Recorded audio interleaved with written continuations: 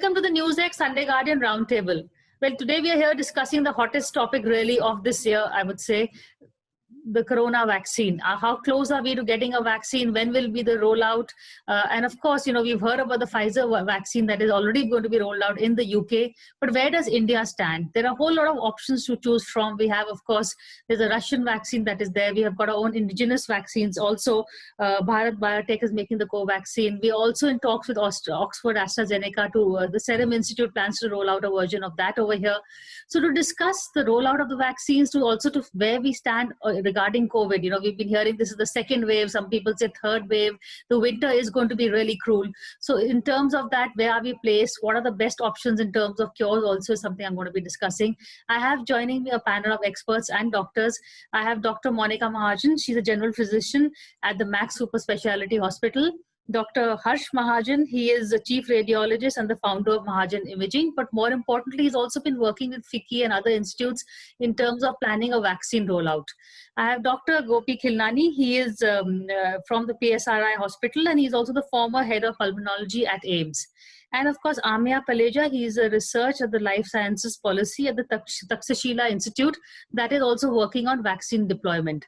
Dr. Khilnani, first of all, I'm going to ask you the tough question. Which of the vaccines do you think is the best place for India? We need to understand, what are these vaccines all about, and what is the success rate. So the Pfizer is claiming a success rate of 90 to 95%, and Oxford vaccine by AstraZeneca is claiming a success of anything more than 70% up to 90%, whereas Bharat Serum, that is the Covaxin, which is at a very advanced stage, they claim the success of something like 60% or 50 to 60%. So as far as India is concerned, we cannot compare India to United Kingdom or United States. And we also should understand that India is one of the biggest manufacturer of vaccines, not only today, for a very long time. So as far as the Pfizer vaccine goes, although it is, they have done a phase 3 trials, the success rate is very high. The downside is that it requires to be stored at minimum minus 70, up to 96, minus 96. And when I was in AIIMS, we used to fight to have one fridge of minus 70 to do our research. That was so difficult to achieve. What I want to say is that only the high-end research institutions are having refrigerators with the minus 70 facility. So to my mind, the Pfizer vaccine cannot be used in Indian setting, because if it is not stored properly, one, that it loses value, and it may be, instead of benefit, can be harmful to the patient. Between the AstraZeneca, that is Oxford vaccine, and the Covaxin, I would think that there's nothing to choose. The phase 3 trial looks at the efficacy. We have not yet tested the effectiveness. And there's a technical difference between efficacy and effectiveness. Efficacy is determined at the experimental level. That is what is going on. Like Covaxin trial has 25 centers with 20,000 volunteers to be tested. But actually the effectiveness will come when actually you give it, and over the months and years you see what is the difference in the transmission, what is the level of immunity in the community. But we don't have that luxury right now, right? No, luxury we don't have. So what I'm saying that beggars may not be choosers. So therefore, whether it is Pfizer vaccine or whether it's Covaxin or it's Astra vaccine, whichever comes first, whichever is storable, whichever is doable to the periphery of this country, should be good for us. Thank you. This is like a race, Monica, the fastest finger first. But, we also are a little worried about the, I don't know the right word, efficacy or safety. I'll just go with just for the layman's terms. How do we figure that one out? So Priya, initially all the vaccines had proclaimed that they have 90% plus efficacy, whether it was 95 with Pfizer BioNTech or whether it was 94, 95% with Moderna. And similarly, AstraZeneca had claimed similar efficacy rates. But then AstraZeneca got into a little bit of a glitch because there was a controversy with the half dosing in some of the volunteers that happened. And what was found that AstraZeneca claimed that it was more of serendipity and just by luck that they had used half a dose, whereas Oxford University said that it had been deliberately done. Now with those, since the whole efficacy runs on trust factor, so a lot of trust factor went out of that Oxford AstraZeneca vaccine, and the share value of AstraZeneca, the trust factor of AstraZeneca went down.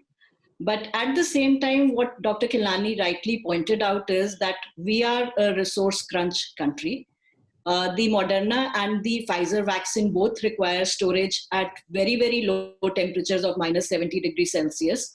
And in a country like ours, to maintain that cold chain and to distribute those vaccines would be virtually impossible. So from that point of view, the Oxford AstraZeneca vaccine, which is now with Serum Institute in India, still is our best bet because it can be stored in a refrigerator, easily transported, and cost-wise also, it is the cheapest out of all the vaccines that are available. So probably our best bet would still be in terms of the Serum Institute AstraZeneca co-formulation. At the same time, we can't write off Bharat Biotech. They are doing a good job as far as the third phase trials are concerned. Zydus, the data is still not out, so we really don't know how their vaccine fares. But a close contender in the race is also Sputnik 5.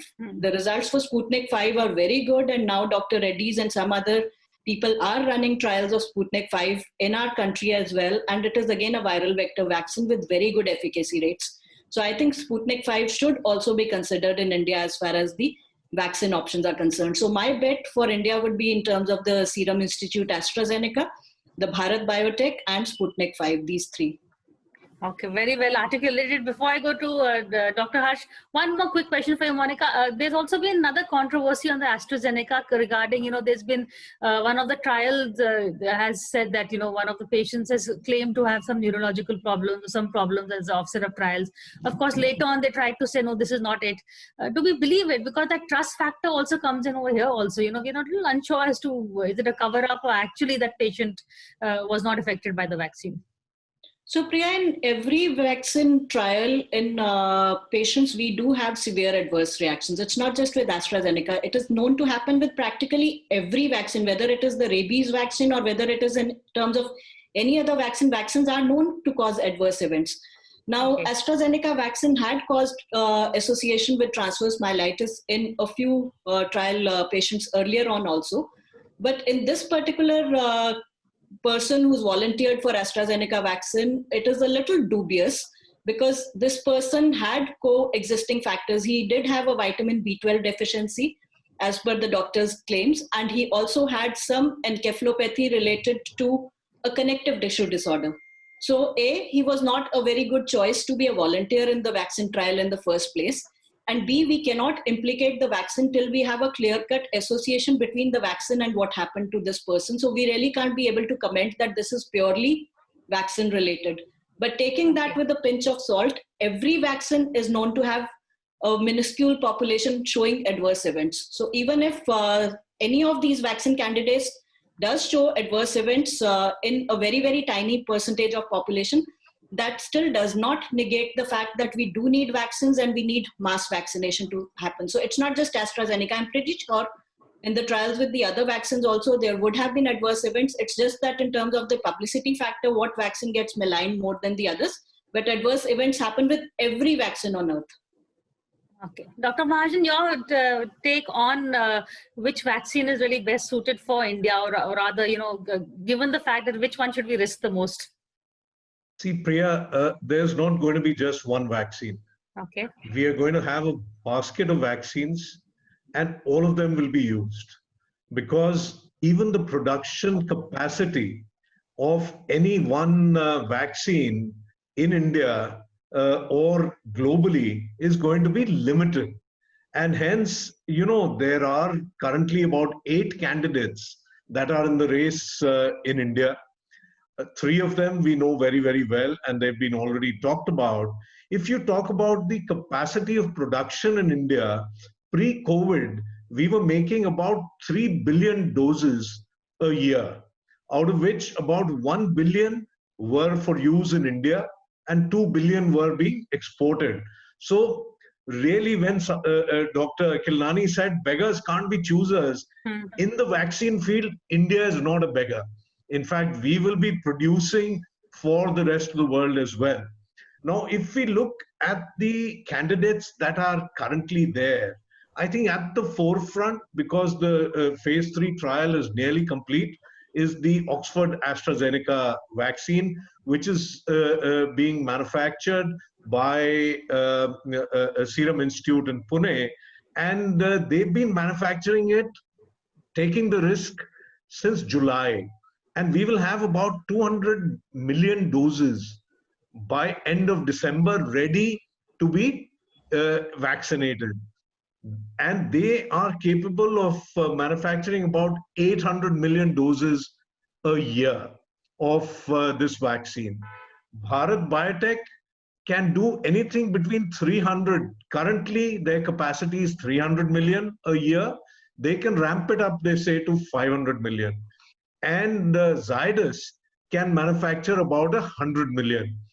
Now, when we talk about the AstraZeneca vaccine, out of the 800 million which will be produced in India, we are duty bound to give 400 million to the vaccine consortium, which will go to low and middle income countries. So we have 400 million left with us, 300 million from Bharat Biotech, 100 million from Zydus. So we have 800 million or 80 crore doses with us at the maximum level next year, which each vaccine is to be injected twice.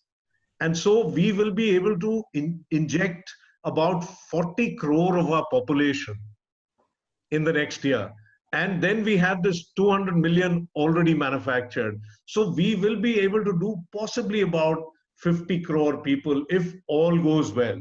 If the manufacturing goes well, we have the vials, we have the cold chain set up, even 2 to 8 degrees. I mean, it may seem that wo to fridge mein hi rakh denge, but then these are huge volumes, and they have to be preserved. They have to be taken. They have to be taken to the site of injection. And so I'm sure Amey will shed more light on that.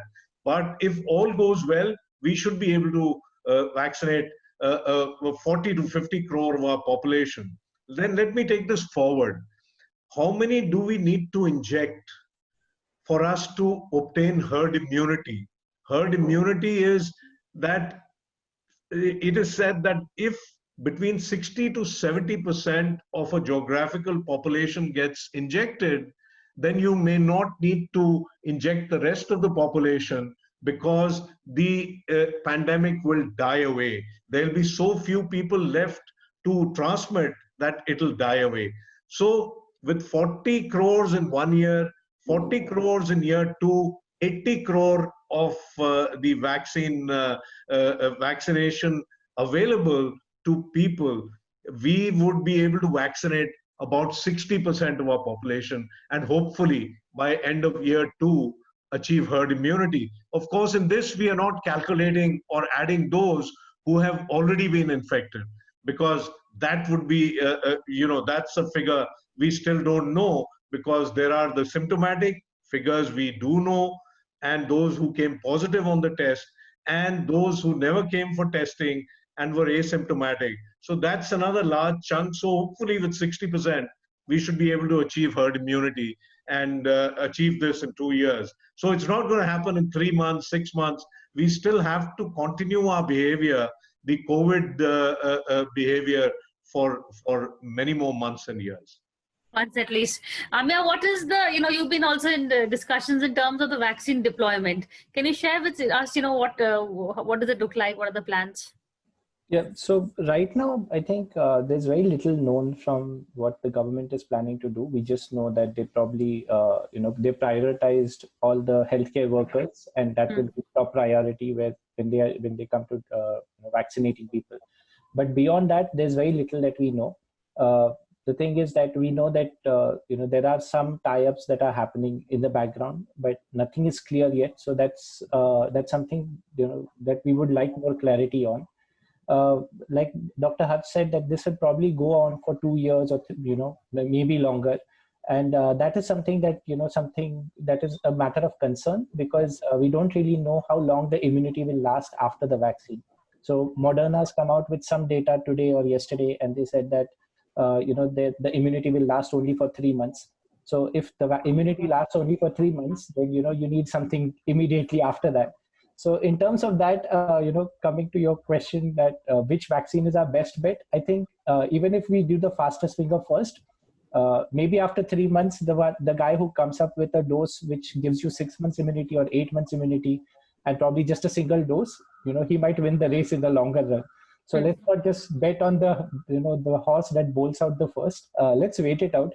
But yeah, we shouldn't be looking at probably 2 years. I think is a long period of time. We already have cases where you spent about 8 months doing this, and we should not kind of let go over here and say, okay, the vaccination, what Mr. Poonawalla said, that India will get vaccinated by 2024. I think that's a tremendously long timeline. We should not be waiting for that. A good news, I think, is that there are multiple players. So Bharat Biotech and probably Dr. Reddy's will come in, Sputnik will come in. But one thing I'd like to point out is that for as much flack mRNA vaccines have received, for their ultra cold requirements, the thing is that mRNA vaccines are very easy to produce, right? They can be produced at scale. You can really vaccinate a large number of people using mRNA vaccines. And from the Indian perspective, the good news is that Genova Biopharma, which is in Pune, is basically making a mRNA vaccine that is stable at 2 to 8 degrees Celsius. So I think that if you are able to sort out your cold chain in the first 3 months or 6 months, and then mRNA vaccine comes in from, say, Genova Biopharma, because they expect their trials to be completed by March. So probably by April, we'll have the data.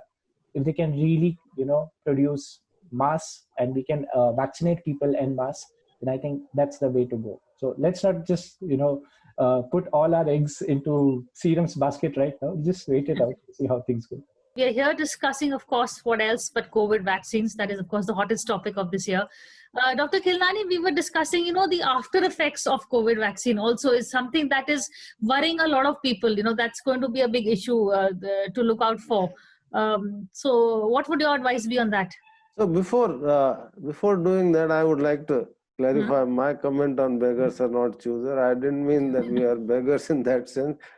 Dr. Harsh Mahajan got you on that one. What I meant was that whatever we get first, whatever we guessed, and that should be. Other thing that I want to tell that, Dr. Harsh Mahajan gave a very good mathematics, sitting on a calculator. But I must say, I talked about efficacy and effectiveness.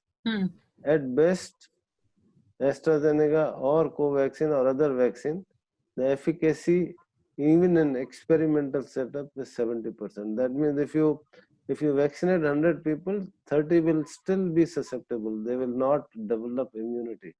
That factor we have to take into account while calculating that herd immunity will be obtained. None of the organization is claiming that they'll be able to vaccinate everybody in the population in a period of 1 year or 2 years. We are talking about 3 or 4 years. Third is that we still don't know the duration of immunity, in the sense that so far we know even after COVID infection, the antibodies are lasting for a period of 5 months. Beyond that, we really don't know. And what happens after we inject the vaccine, how long the antibodies, so far we know that it lasts for 3 months. Whether it will last for longer, we don't know. I'm not being pessimist. I'm saying that, it takes years to develop vaccine like smallpox or polio. It took decades to develop a vaccine. We have been very fast in developing vaccine. The world scientists must be commended for developing it too fast. I would say too fast. Never in the history of mankind such a fast vaccine has been developed. But let's not be too fast in inferring that it will change the game. It must be done. It must be done. But we have to see the effectiveness of it when it comes to it. And I don't see herd immunity developing in the next 2-3 years. If it develops in 2 years, I would be very happy if 70% of the people. But Spanish flu developed in 2 years without a vaccine. It went away. So why are you so? But no, I'm not pessimist. But do you know that how many crores of people died in Spanish flu? Do you have any idea? 50 to 100 crore people died. And then the world population got reduced by so much percentage. The COVID is not killing so many because we know how to treat it today. At that time, where was the RT-PCR? Who knew what is that flu? What was the treatment for that? How to stop the transmission of the social distancing? All those, and use of mask. This we know now. Spanish flu is no example of a success. It is a Spanish flu example of a human debacle. It is only a history. So I don't think we can take that example. Spanish flu and lasted for more than 2 years, if you remember. Well, that's what I'm saying. Actually, Dr. Monica, to bring you in on this, my example of Spanish flu was not really in the terms of that, but the fact that there was no vaccine to counter it, it just went away, whether it was because of herd immunity or whatever reasons. So can the same be hoped for COVID? That was actually the question that I wanted to ask. Priya, if we talk of herd immunity in COVID, we would be talking of a disaster in the making, because we would be talking of so many millions of people dying in the process of trying to acquire that herd immunity. Okay. So our best bet is still in terms of the vaccination, rather than in terms of people walking in the streets with their masks off, trying to infect as many people as possible and spreading the virus around, what the Trump administration was at one point of time proclaiming, that if we can try and get that sort of a herd immunity. But the cost of that herd immunity without the vaccine, in terms of a mob of people walking without a mask and passing on the infection to other people, is lots and lots of human lives lost.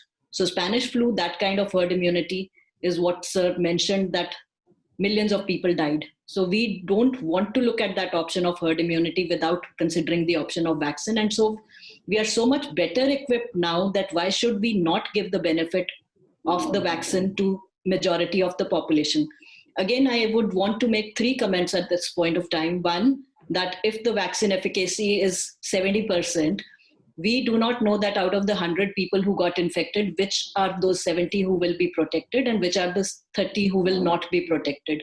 So we will still have to practice behavior practices, safe practices in terms of cutting out the spread of the virus, because we don't know whether you're in that 70% or you're in that 30%. Now, the second part is in terms of how frequently will we need to vaccinate, like what was mentioned in terms of the duration of immunity offered by the vaccine. So some vaccines, for example, the influenza vaccine, are given as annual vaccines. So you need to vaccinate people annually for the influenza vaccine to work. Whereas some vaccines offer long-term immunity. So for example, tetanus, you can revaccinate every 10 years and still manage to go around with it. So for this particular vaccine, since it's such a fast-track process, we really don't know whether the T and B cells will work for 1 year or whether they will work for 3 years or 5 years. Who knows? So by the time you finish one cycle of vaccinating people, it may be that the same set of people are now requiring a revaccination. So we don't really know what kind of immunity these vaccines will offer.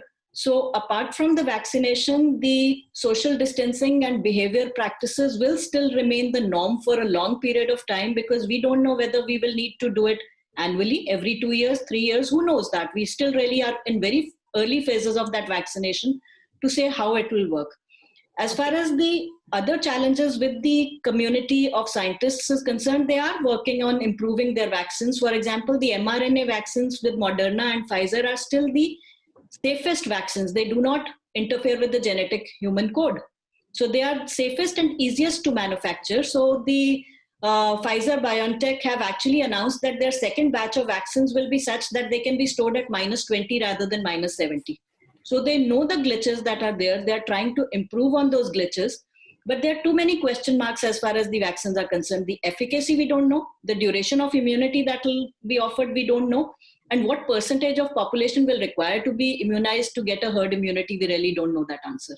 So too many questions which are still unanswered at this point of time. We'll probably only get to know with time. 1 year down the line, when you're holding this program, maybe you'll be wiser off in terms of how many doses and how many people. My God, one more year to go. Dr. Mahajan, quickly, last word. Yes, many more years. I think we are unanimous on that, that it cannot be that, the vaccine has come and so it's all hunky-dory.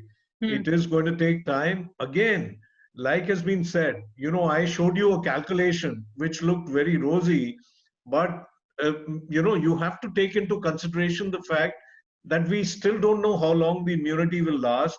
So if those who were, vaccinated in January 2020, and it lasts only 6 months, then they need to be revaccinated. So our calculations go out of the window. That's true. Our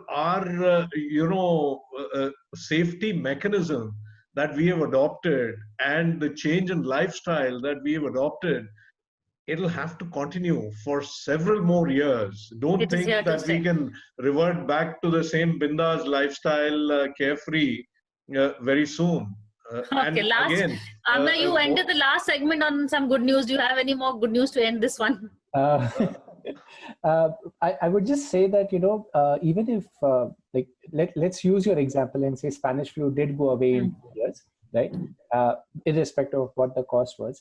But if you're looking at it that ways as well, there is still reason to look at the way we are doing the vaccines, developing vaccines at a fast pace, the approvals that will happen very quickly.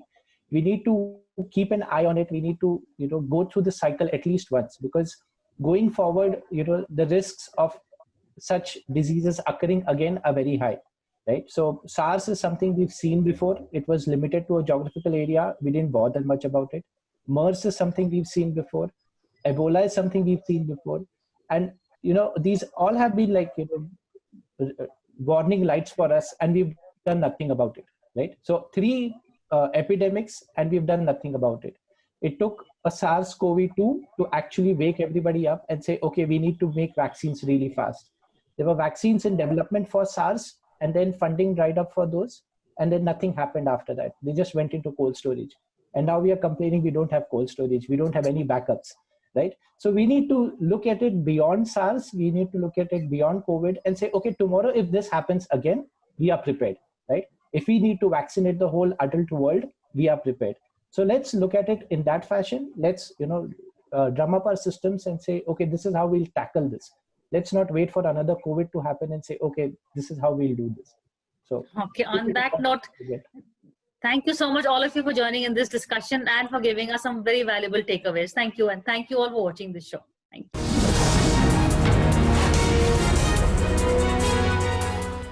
For more such videos, subscribe to the NewsX YouTube channel, hit the bell icon.